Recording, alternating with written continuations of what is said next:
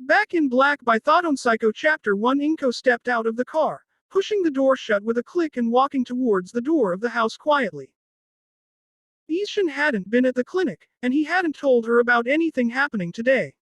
"I'm home," Inko called, pushing off her shoes.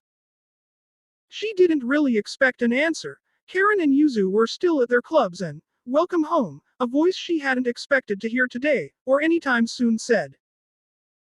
Inko froze, halfway through kicking off her shoes, before doing it with redoubled effort and storming towards the living room. Stepping in, her eyes fell on Rukia Kuchiki sitting across from her husband. Laying with his head in her lap, eyes closed, wearing a bone-white mask with green marks across half of the face and a rictus grin was Izuku. His black shihakusha was open to his chest, exposing a ball of scarred tissue over his heart.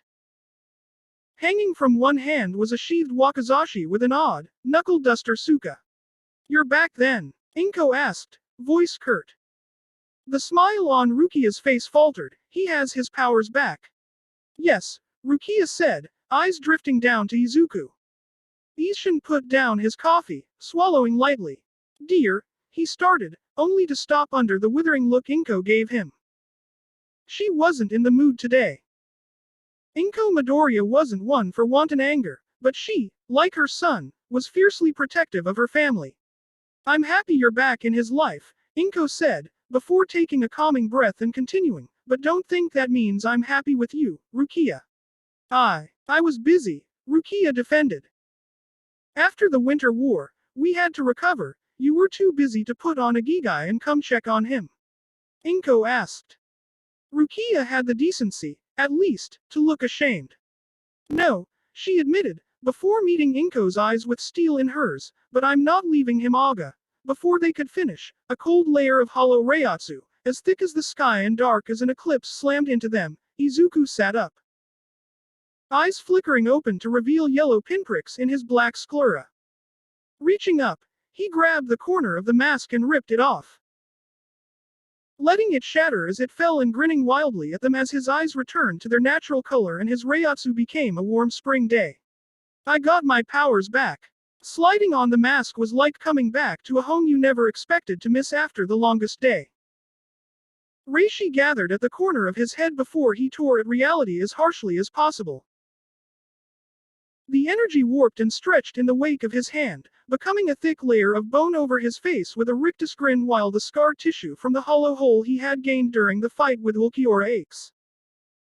It was as if White had mocked him, when making the mask. All Might would always smile, so too would they.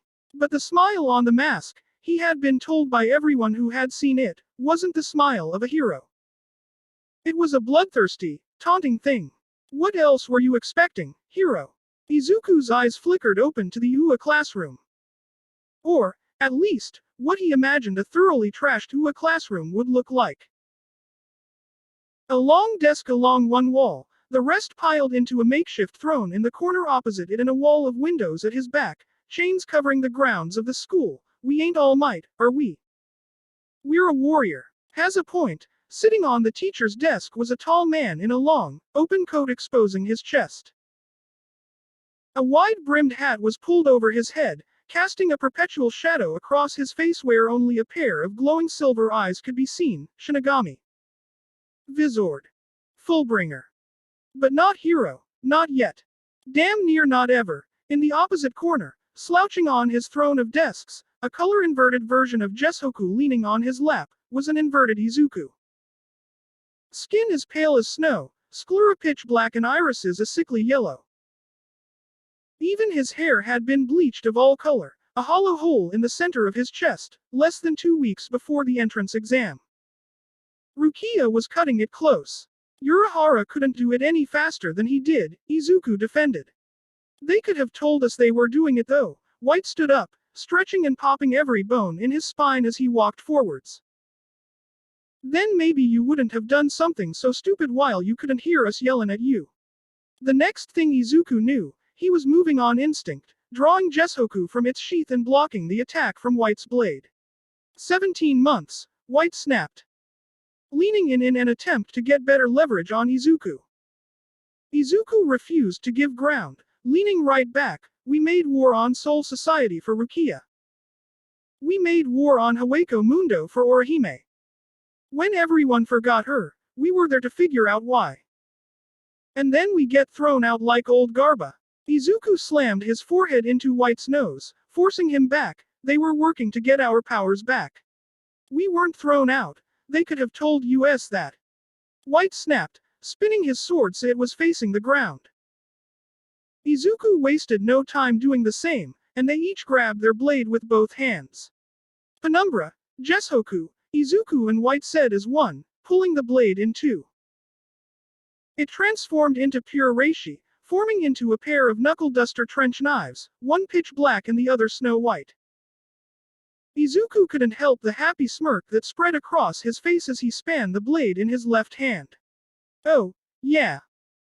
It was good to be back. Izuku dodged as White used Sonito to appear in his guard, tipping out the window and landing on one of the chains.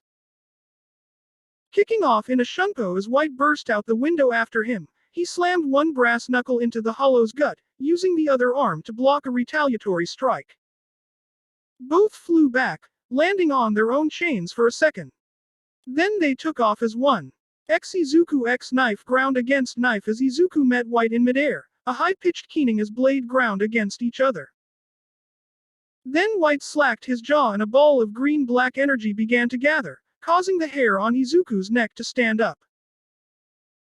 Flash stepping to clear out as fast as he could, which, while not as fast as Yoruichi or Soifon by any stretch of the imagination, was fast enough he could get the jump on Byakuya on a good day. Izuku span with the force as the blast of the Sero went off behind him. Chains around the blast zone shattered and whipped in the false breeze. Occasionally, links lashed too close and Izuku was forced to bob and weave like a boxer and even more rarely divert a strike with Jeshoku. Are you back to trying to kill me? Izuku asked, incapable of keeping the exasperation out of his voice as the attack settled down. The hollow vanished in a shriek of Sodino, and Izuku caught the attack with one knife. 2 weeks, White repeated, before dodging the Getsuga Tenshou Izuku sent with the other knife and landing on a chain. We have 2 weeks to sand the rust off and get you back into a state where you crush Bakugo and anyone else at the entrance exam, hero. So let's go. Here and now, till your mom gets back from wherever she went so you can organize that thing. Come on, let's go. You want to go, Izuku said, heartbeat quickening. In the next, he launched forwards and landed on the same chain as the hollow and swung the right-hand knife for the throat. White dodged, and Izuku kept on the offense, knives in a hammer grip as they danced along the chain. You aren't taking this seriously, White snapped, before slacking his jaw for another Sero. Ye Lord, Izuku incanted in a storm of mumbles, mask of flesh and blood. Flutter of wings, ye who bears the name of man.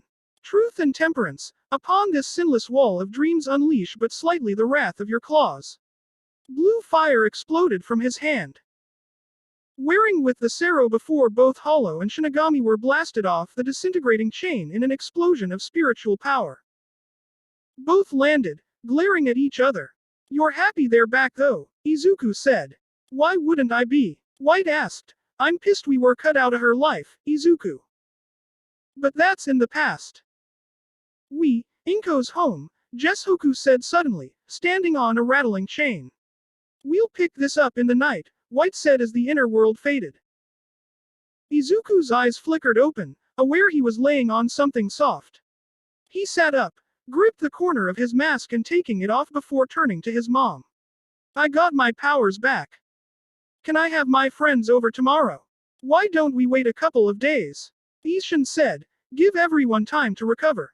Tatsuki stepped into the Midoriya house, pushing off her shoes and calling out, hey, sorry if I track some sand inside. I was just at the beach. That's fine. Inko said, sticking her head out of the kitchen and smiling at Tatsuki, you've been at the beach a lot recently. I keep trying to get Izuku to come along, but he's been busy moping around about not having his powers, speaking of which, he said he got them back. Ishin. Rukia and Yoruichi are down in the basement with him now, Inko said as the door to the house swung open and shut to let Sado, Chad, Yasutora into the house. The giant of a teen blinked once, sharing a look with Tatsuki. They'd been coming over to the Midoriya house for years. While there was an abandoned subway station under it, Kazuki, before you ask. Course it'd be hat and clogs, Tatsuki said, equal parts fondness and exasperation in her voice. Urahara Kazuki, no matter how much he might hide it under layers of messing with them, held a special fondness for the Ryoka. How's he been doing, since he got them back? Training non-stop, Karen said, the 12-year-old walking in with a soccer ball under one arm. I think he's been sleeping with the hollow mask on. Knowing Midoriya, Ishida Ryu said, stepping into the house himself and adjusting the Aldera middle school uniform he was wearing. He likely wants to get as close as he can to how he was before he lost his powers before the entrance exam. That sounds like Izuku, Orihime agreed. Well, Inko sighed, it's still worrying, if you ask me. Can one of you go and get him? I could use some help putting everything out for the party. I'll go, Tatsuki said, nodding to a certain door. Down there, I guess. And then down a ladder in the right corner, Inko said. The minute the door was opened, everyone heard a loud crash. Tatsuki shared a glance with Orihime, and they both rushed down the stairs, finding the ladder and climbing down it. Izuku was kneeling in a crater on the rocky sand, gasping raggedly. His shihakusho was replaced with a ragged, pitch-black cloak, black bandages wrapping around his sternum and green tribal marks spread across the entirety of his visible skin. Yellow eyes glowered out of a bone-white mask. In the next second, he was gone as Shihu and Yoruichi slammed into the ground where Izuku had been. Izuku landed fighter away, body shaking.